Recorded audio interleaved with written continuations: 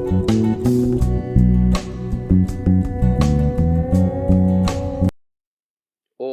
नमस्ते जी।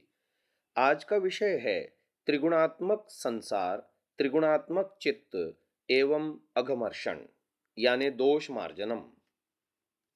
जैसा कि हमने विगत श्रव्य कणिका में अघमर्षण के कई पहलुओं पर, जैसे अछिद्र शरणम, पुराने छिद्र नष्ट कर देना, नए छिद्र पैदा न होने देना, इसके पश्चात अक्षतम, इसके पश्चात अपाप विद्धम, त्रिएषणा पाप हैं उससे बचना, ऐसे ही संस्कार यानी दोष मार्जन, हिनांगपूर्त, अतिशयाधान, इसी तरह से विश्वानि देव सवितर दुरितानि परासुव भद्रम आसुव, पूरी की पूरी गुणित अनुगुणित 33 यानी फैक्टोरियल 33 देव व्यवस्था में शुभ ही शुभ भरना, अशुभ का आभरण इनपुट न होने देना, ये अघमर्षण के चरण हमने समझने का प्रयास किया।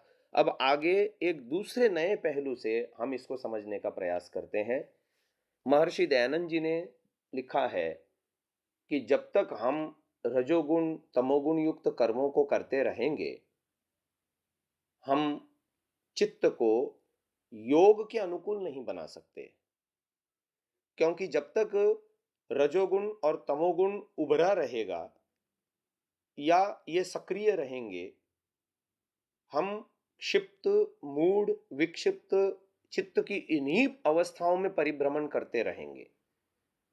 वैसे तो वस्तुतः चित्त अपने मूल स्वरूप में जब भी आएगा तब वह सत्वगुण प्रधान होगा।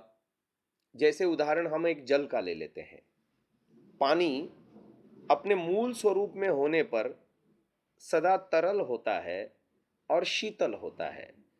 पानी अपने मूल स्वभाव से हट जाने पर, यानी उसको अधिक शीतलता और शीतलता प्रदान कर दी जाए, तो वो घन स्वरूप में आ जाएगा, बर्फ हो जाएगा, या अपने मूल स्वरूप में उसको अधिक उष्णता प्रदान की जाने पर वह वाष्प हो जाएगा, गर्म होकर के वाष्प होकर के उड़ जाएगा। तो ये दोनों ही स्थितियां पानी की अस्वाभाविक हो गई। परंतु पानी अपने मूल स्वभाव में जब ही आएगा तब वह द्रव रूप में होगा और शीतल होगा। ठीक ऐसे ही हमारा चित्त भी त्रिगुणात्मक है, परंतु जब उसमें रजोगुण और तमोगुण उभरे रहते हैं तो वो अस्वाभाविक स्थिति में आ जाता है। और वो अस्वाभाविक स्थितियां हैं क्षिप्त, मूढ़ एवं विक्षिप्त। क्योंकि क्षिप्त अवस्था में सतोगुण का कोई प्रावधान ही नहीं होता, रजोगुण तमोगुण होता है। मूढ़ अवस्था में केवल तमोगुण उभरा होता है, सतोगुण तो होता ही नहीं, रजोगुण भी दब जाता है। लेकिन विक्षिप्त अवस्था में सतोगुण तो होता है, लेकिन उसके साथ साथ रजोगुण भी होता है।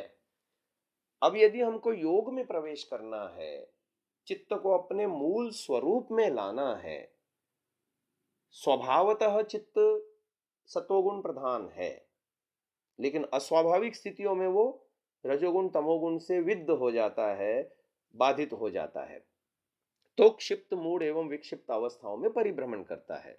अब हमें अपने चित्त को रजोगुण तमोगुण युक्त कर्मों से बचाना होगा। दुर्भाग्य है आज के मानव का, बचपन से उसने रजोगुणी और तमोगुणी होना ही सीखा है। सारा का सारा, सारी की सारी जीवन शैली, सारा का सारा चिंतन, खान पान, पहराव, वेशभूषा, चिंतन, ये सब कुछ उसको रजोगुणी और तमोगुणी बनाते हैं। छोटे छोटे बच्चों को माता पिता ये सोचते हैं कि बच्चे थोड़े शांत रहें और हम अपना काम कर पाएं, या बच्चों की मस्ती आदि से हमको निजात मिले। वो टीवी के सामने उनको बिठा देते हैं और रिमोट हाथ में पकड़ा देते हैं, और फिर वो बच्चे उसमें विभिन्न जो है बाल जो वो चैनल्स हैं उनके ऊपर कार्टून देखते हैं। अब वो कार्टून में क्या दिखाया जाता है? भयंकर रजोगुणता भरी हुई है। सत्वगुण क्रियाशील सत्वगुण प्रकाश गुण वाला होता है, और रजोगुण क्रियाशील वाला होता है, और तमोगुण स्थिति वाला होता है, मूर्ता वाला होता है। अब आप देखिए, भयंकर चंचलता उन चैनलों में भरी हुई है और ये चंचलता के माध्यम से बच्चे के अंदर रजोगुण भरा जाता है। अब ये माता समझती नहीं है कि मैं अपने बच्चे का जीवन खराब कर रही हूँ, ये उसे कार्टून दिखा दिखा करके। बच्चा जैसे जैसे वो रजोगुण अंदर धारण कर रहा है और ये चीज उसको गर्भावस्था से ही मिली हुई है। जब वो बच्चा गर्भ में था माँ के, तो माँ ने भी दिन भर टीवी देखी है और टीवी के अंदर वो दुनिया भर के ऊट पटांग गाने और वो भी कान फाड़ू म्यूजिक में और अत्यंत चंचल बनाने वाले जो हैं चित्र देखे हैं।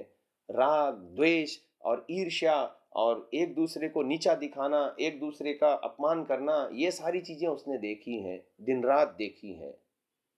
और ये इनपुट उस बालक के ताने बाने को, जो तंतुम तन्वम है, वो हमारे शरीर का जीनेटिक कोड है। तंतुम तन्वम रजसः भानुम अनुइहि। वेद ने तो कहा था कि इस तरह का ताना बाना बुनो संसार का कि जिससे शुभ ही शुभ का आभरण हो जीवन में। भानुम अनुइहि, सूर्य का जो है अनुसरण करो, है ना, स्वस्ति पंथाम अनुचरेम सूर्या चंद्रमसा विव। लेकिन नहीं, उन्होंने क्या किया, गर्भावस्था में ही माँ ने न देखने योग्य न सुनने योग्य अंदर भर करके अपने मानस को गंदला किया और फिर उन मानस विचारों का ताना बाना बच्चे के अंदर भी बुना गया। और वो बच्चा जब जन्म लेता है अत्यंत चंचल होता है, अत्यंत हठीला होता है, अत्यंत उच्छृंखल होता है, अत्यंत उद्दंड होता है। बचपन से ही हम ये गुण उसके अंदर देखते हैं। लेकिन हम ये भी साथ साथ देखते हैं, जिस माँ ने गर्भावस्था में ही बच्चे को एक ऐसा परिवेश दिया अपने गर्भ में, कहते हैं माँ पहली पुरोहित होती है, ब्रह्म के बाद जन्म देने वाली माँ पहली पुरोहित होती है। पुरोहितम यानी गर्भ में निकटतम रह करके, गर्भरूपी पुर में बालक को निकटतम रख करके अपने वैचारिक विचारों के द्वारा और खाए पिए सात्विक अन्न रस के द्वारा उसके जीवन का शुभ ही शुभ का ताना बाना बुनने वाली माँ प्रथम पुरोहित होती है। लेकिन आज की माँ पुरोहित कहाँ है? आज की माँ पुरोहित नहीं है। आज की माँ तो घातक पातक है इस बालक के लिए, जो अशुभ ही अशुभ का चिंतन करती है, दिन रात टेंशन में रहती है। आज परिवारों में जिन माताओं को टेंशन में जीना पड़ता है, ससुराल में जिसको जो है डर डर के जो जीती है, या ससुराल में जो है सहमी सहमी सी जीती है, या जिनके घर में दिन रात टीवी चलता है, या जिनके घर में जो है माहौल दूसरे ढंग का है, परस्पर अविश्वास, परस्पर अत्यंत जो है गाली गलौज का माहौल है, झगड़े आदि का माहौल है, ऐसे वातावरण में जब बच्चा पलता है गर्भ में, तो क्या संस्कार लेकर के आएगा? आप स्वयं ही सोच सकते हैं। बालक दोनों प्रकार के संस्कार लेके आया है पूर्व जन्म से, लेकिन इस जन्म में गर्भ में ही उसके उन संस्कारों को उभार दिया गया और उन संस्कारों के बीज परिपुष्ट किए गए, जो उसको जन्म लेने के बाद वो नकारात्मक विचारों को जो है जीवन में क्रिया रूप में ला सके। सकारात्मकता गर्भरूप से ही उसको वंचित कर दिया गया। सतोगुण प्रधानता, सतोगुण को बढ़ाने वाले सात्विक विचार, सतोगुण को बढ़ाने वाला सात्विक व्यवहार आचार माँ ने किया ही नहीं। माँ कर ही नहीं पाई, ना वो संध्या कर पाई, ना हवन कर पाई, न सात्विक चिंतन कर पाई, न सात्विक खान पान पोषण उस बालक को दे पाई। और उसका परिणाम क्या हुआ?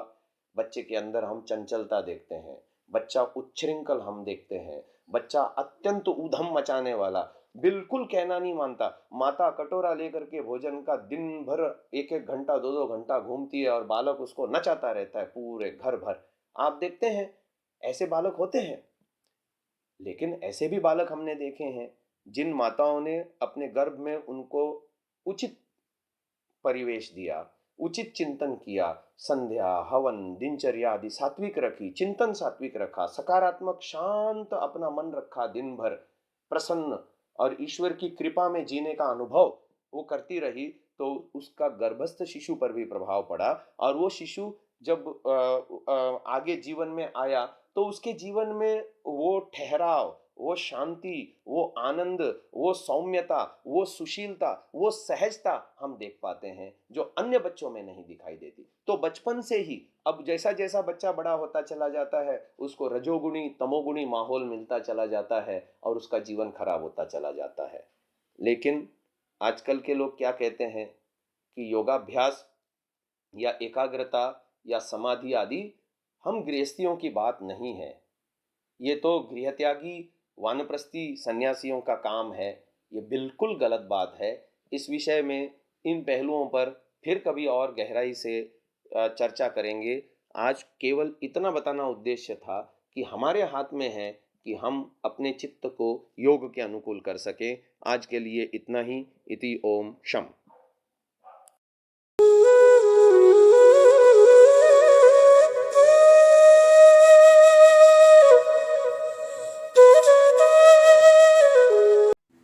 डाउनलोड सांसा ऐप आरवीरदल ऐप विजिट sansa.org आरवीरदल.in